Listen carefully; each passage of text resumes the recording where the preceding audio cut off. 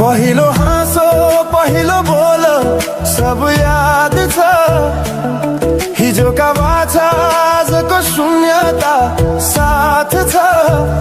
जीवनको रंग नै हरायो अचानक तिमी बिना बाँच्नु पर्यो कति कठिन हावाको लहरमा सुन्छु तिम्रो आवाज